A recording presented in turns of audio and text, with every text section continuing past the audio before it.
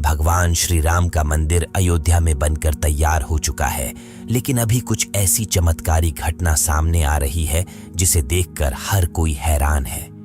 जो गिद्ध पिछले कई सालों में हमें नजर भी नहीं आए, अचानक अयोध्या के अंदर बड़ी संख्या में गिद्धों का झुंड पहुंच गया है। कई लोग इन्हें साक्षात जटायु कह रहे हैं, जो भगवान श्री राम के मंदिर की प्राण प्रतिष्ठा में शामिल होने के लिए आए हैं। लोगों को हैरानी इसलिए हो रही है क्योंकि जो गिद्ध की प्रजाति विलुप्त होने की कगार पर है, साल 2000 के बाद इतनी संख्या में कहीं पर भी नजर नहीं आए, और इतनी बड़ी संख्या में अयोध्या पहुंच जाना वाकई में भगवान श्री राम का चमत्कार है।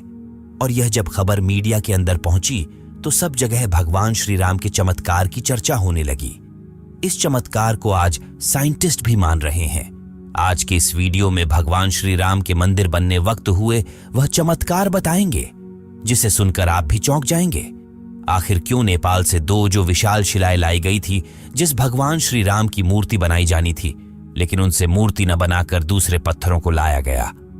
वीडियो शुरू करें उससे पहले कमेंट में जय श्री राम जरूर लिख दे। आप देख रहे हैं mystery of God YouTube channel. चलिए शुरू करते हैं आज का वीडियो।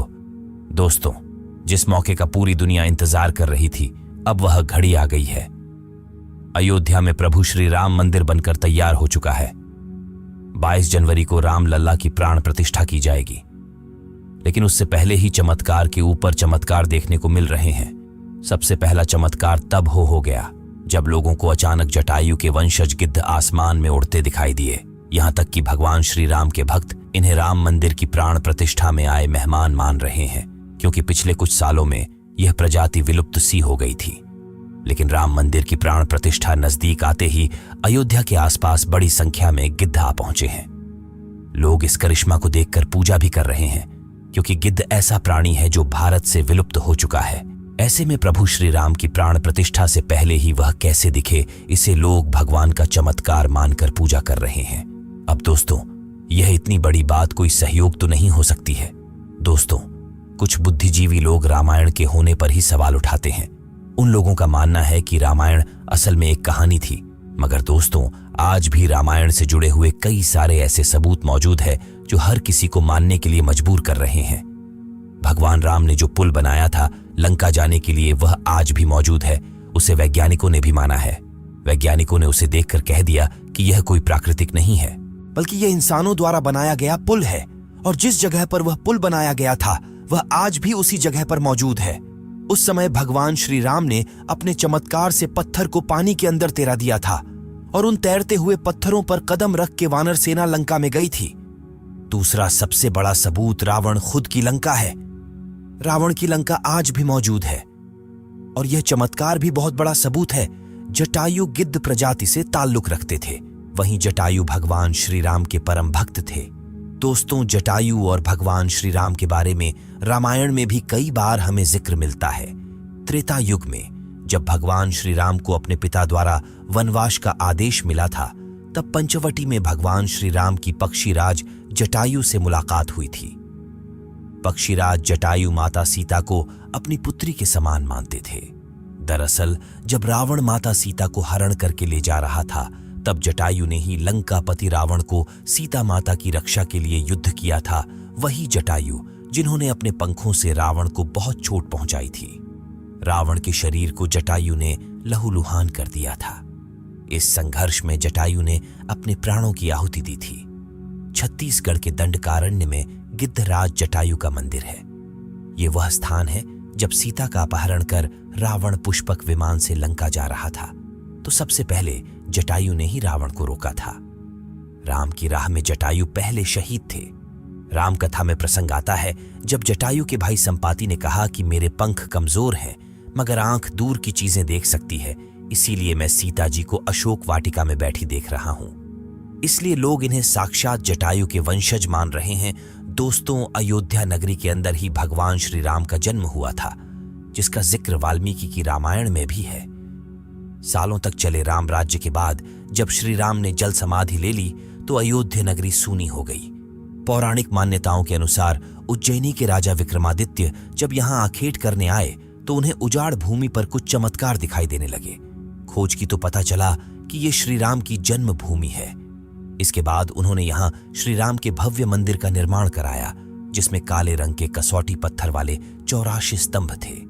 समय समय पर यहाँ राजाओं मंदिर की देखभाल की, लेकिन 14वीं शताब्दी में जब भारत में मुगलों का शासन हुआ तो श्री राम जन्मभूमि को नष्ट कर वहां बाबरी मस्जिद बना दी गई। 1525 में राम जन्मभूमि मंदिर को बाबर के सेनापति मीर बांकी ने ध्वस्त करवाया था। बाबरी मस्जिद की 3 गुंबद थी, जिसके बाहरी हिस्से में एक चबूतरे में श्री राम के बाल स्वरूप की पूजा होती थी। इसे राम चबूतरा कहते थे, लेकिन 1949 में बाबरी मस्जिद के मुख्य गुंबद के ठीक नीचे वही मूर्ति निकली जो सदियों से राम चबूतरे पर विराजमान थी। बाबरी मस्जिद और राम जन्मभूमि मंदिर पर सालों चले विवाद के बाद आखिरकार श्री राम की अपनी जन्मस्थली पर प्राण प्रतिष्ठा हो रही है। अब एक सवाल यह है कि आखिर अयोध्या में भगवान श्री राम की मूर्ति बनाने के लिए नेपाल से 2 विशाल पत्थरों को लाया गया था। इन पत्थरों को लाने के बाद आखिर क्यों उन पत्थरों से मूर्ति नहीं बनाई गई? ऐसी क्या वजह थी कि नेपाल के उन 2 पत्थरों की जगह दूसरे पत्थरों का इस्तेमाल किया गया? दरअसल राम मंदिर के निर्माण का काम पूरा होने के बाद फरवरी में नेपाल के कालीगंड की तट से 2 शिलाएं अयोध्या लाई गई थीं। इन 2 शिलाओं का वजन 14 टन और 27 टन था। शुरुआत में इन शिलाओं से राम मूर्ति बनाए जाने की बात सामने आई, लेकिन बाद में पता चला कि इन शिलाओं को राम मूर्ति बनाने के लिए उचित नहीं पाया गया। भारतीय मीडिया में छपी कुछ खबरों के मुताबिक इन पत्थरों से मूर्ति नहीं बनाए जाने की एक वजह राम मंदिर से जुड़े संतों की ओर से जताई गई आपत्ति थी।